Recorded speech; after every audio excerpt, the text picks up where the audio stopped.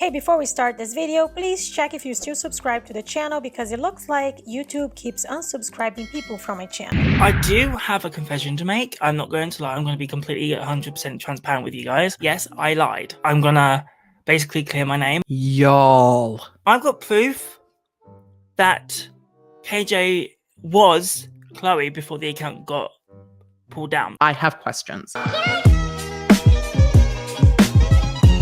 Hey you guys, welcome back to my channel.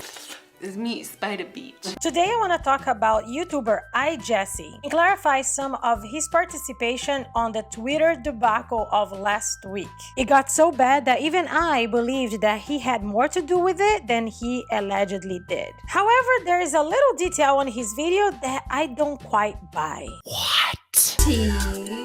But before we start, do not forget to go down below and subscribe to the channel and ring that bell button so you can get notified every time I post. Also, as a quick disclaimer, I just want to remind you guys that everything we discuss here in the channel is my opinion and my opinion only, not to be taken as a fact. Always do additional research from the information that you get here in the channel. Do not send any hate to the people that I'm going to be talking about in this video. Am I right, fellow adult? However, I do encourage all of you to go in the comment section and let me know what you think about the situation. A couple of days ago, Twitter was on fire because of some attempts of hacking the accounts of Mr. Michael Saltz, Tati's lawyer, Emily D. Baker, and some of the witnesses in the case who were on Tati's side. Some very intense and serious things were said, and if you're not aware of it, I made a video about it. I'm gonna link it below and over here so you can catch up on it. And that video is exactly the reason why I'm making this one. One of the Twitter accounts called Chloe was one of the accounts that made the most amount of threats to everyone involved in the situation through Twitter. And by the time I finished editing the video, a message from YouTuber IJESSE to someone had been leaked on Twitter. Hi there. Right, what I'm doing, loads of other people who want proof are doing. It's called a scare tactic. The said person, quote unquote, uses the excuse of having proof of something to scare them into coming clean. I don't have any proof whatsoever. So I created the illusion that I do have the proof. Once Katie realizes that I'm onto her and her called friend, quote unquote, Chloe, the account Mandy14144 will mysteriously disappear, rendering Katie as the main suspect. And wham! I've got her. That's what I'm doing to help Michael out. I'm sending you this message so no one else knows what I'm doing, so I don't fuck up this mission. If people in the chat knows, then it's all for nothing. So please, just go with it. I'll explain it on Friday. There are two details in this message that led a lot of people, including myself, to believe that IJESSE was behind the Chloe account. The first thing that stood up for me was he alludes to the fact that the Chloe account would disappear once he got some proof and that Katie would realize that he was onto her. The second thing was the notion that he was helping an individual called Michael. The person that leaked the message from IJESSE explaining the situation commented on my video, and then I took a second look at the situation. Hey, so I was the one who released that DM IJESSE. The reason was he was claiming he knew who the Chloe account was and cursing Katie out, saying he'll show proof it was her because he had proof that Chloe account was her. I replied to his tweet saying, quote, if you truly have proof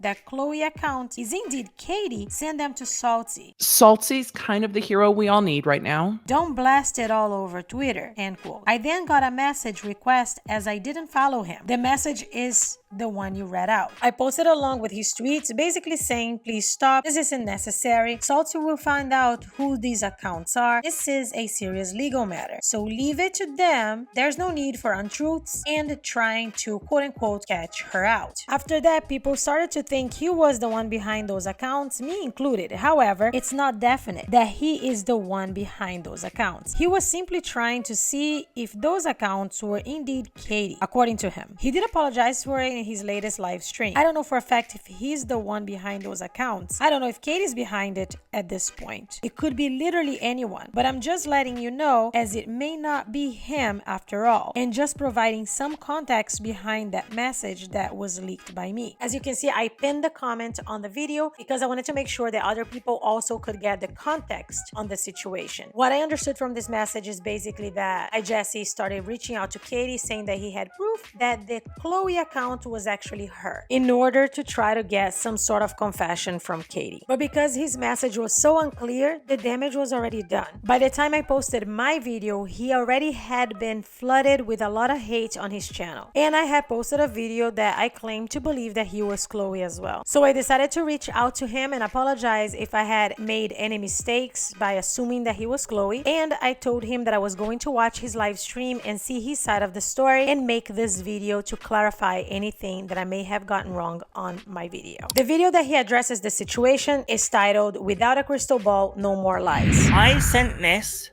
to, I think, 4 people on Twitter. I deliberately wrote it because I know it would be screenshotted and spreaded around and KJ would grab it. I do not own those accounts. The aim was to make everyone believe it on Twitter, and it worked, clearly, because they thought I was running one of the accounts. The point I wanted to get, or he wanted to get, was the fact that KJ was lying the whole time about the Chloe account. People are saying that I created these fake accounts, that I'm a part of the Chloe account. No, I'm not. I will confess that I lied. That was the lie. But the lie was to make out that I had evidence that she was behind this soccer account. That was the lie. And that once I discovered that, the account would disappear and would leave Katie powerless, because it would only leave her, well, not powerless, that's the wrong word. It would leave her to be a suspect. But guess what? The account went down 3 hours prior before I even made the lie up. If I had known that, I wouldn't have made the lie up to begin with. As per my understanding of his video, it seems like he messaged Katie, allegedly, and claimed to Katie that he knew that she was the Chloe account and tried to get her to confess. And then he DM'd 4 people with that baity kind of message, alluding to the fact that he was the Chloe account in hopes that people would make it public, which it happened. However, by the time he did that, the Chloe account had already been deleted. And despite of all of it, he still got his proof, allegedly. Obviously, to add to the confusion, he claimed he was doing this for a friend named Michael, and we all know that both lawyers on this case are Michael. I do have a friend called Michael, granted, but it's not the person they are thinking. It's not the counsel or the lawyer. I did it off my own back, helping out a friend called Michael, who, I will add, people on Twitter are easily assumed and connected it with Michael Saltz. I know that the name Michael is pretty common, but based on the context of the situation and the fact that he claims that he wanted this message to get public because he wanted to bait Katie, it's hard for I to believe that he is that surprised that people would connect the dots towards Michael Saltz. This is pure evidence that Katie is Chloe. What does it say there, guys? At the top. I'm Katie. Chloe is Katie. Here's where I have a huge problem with that message and that confession. The message says, "I'm Katie. Natalie took screenshots of evidence to give to the opposition attorneys." And the response is, "I don't know if I believe that. I think it's Jessie Bear." However, this whole confession becomes a problem to me right here, because she says, if people were to find out we are both behind this account, it's screw us. 5-figure sum or your life is about to end. I don't want to be involved in a lawsuit. I'm just a literal nobody who follows this story. Why are you my life though? Before I tell you guys why I don't believe this is Katie, I just want to remind you that this is all my opinion, and as always, please do not send any hate to anyone who I'm speaking about here. IJESSE has already gone through a lot. I was making this video because I just want to correct my assumption that he was the Chloe account. Let's talk about the fact that I don't believe that this is Katie. First of all, it's easy for anybody to say that they are Katie when they are a sock account and trying to get Katie to look bad. There are some typos here that I don't think Katie has ever committed, and is consistent with all of the other tweets that this person has published throughout the whole scandal. And if you haven't seen the video, I have posted a video and I'm linking the video down below. The other thing that makes me not believe that this is Katie is the offer of a 5-figure sum for somebody to be quiet. It did not make sense that this Chloe account is already chasing people down to confess to something that people didn't ask for and then offer money. Katie doesn't have any money, in my opinion. She's already in a very expensive lawsuit to be coming out in DMs, confessing to something that she didn't have to, and then offering money for people to be quiet. Why would she do that? That doesn't make sense to me. And then the last thing is the fact that she is making